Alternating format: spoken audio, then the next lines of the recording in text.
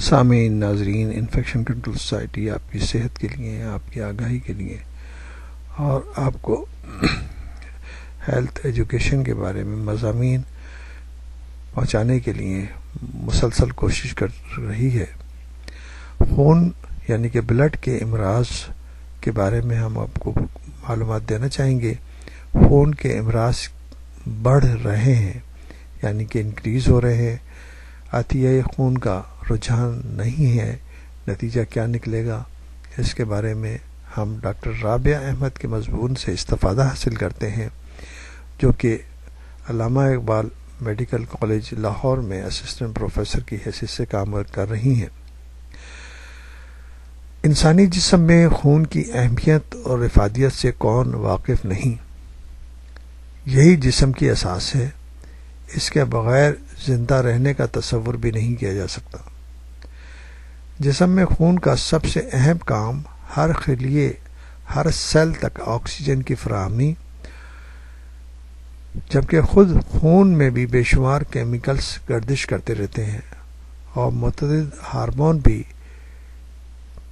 یہ ذریعہ خون جسم کے مختلف حصوں میں ترسیل کا کام سر انجام دیتے ہیں۔ نیز خلیات یعنی کہ سیلز کو خوراک کی فراہمی بھی خون ہی کی برہنِ منت ہے۔ دل کا کام خون کو پمپ کرنا ہے، لیکن اگر خون میں کسی قسم کی کوئی خرابی واقع ہو جائے تو دل بھی بے بس ہو جاتا ہے اور زندگی خطرے میں پڑ جاتی ہے۔ خون میں پلازما کے علاوہ 3 طرح کے خلیے یعنی کہ cells, white cells, red cells اور پلیٹلیٹس پائے جاتے ہیں، جس کی افزائش، جس کی ڈیولپمنٹ ہڈی کے گردے یعنی کہ بون میرو میں ہوتی ہے۔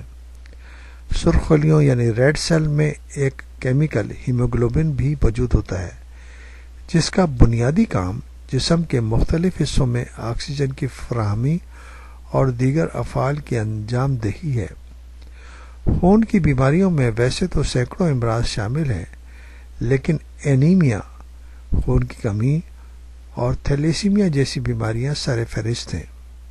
خون کی کمی کے مرض سب سے بڑی وجہ فولاد، فولک ایسڈ اور چند وٹامنس اور نمکیات کی کمی ہے، جبکہ لیوکیمیا نامی مرض سفید خلیات کی کمی کے باعث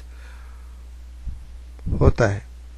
اس طرح ڈینگی بخار میں خون ہی کی ایک بیماری ہے جس میں پلیٹلیٹس کی تعداد حد تک کم ہو جاتی ہے کہ بعض اوقات مریض کی زندگی تک خطرے میں پڑ جاتی ہے۔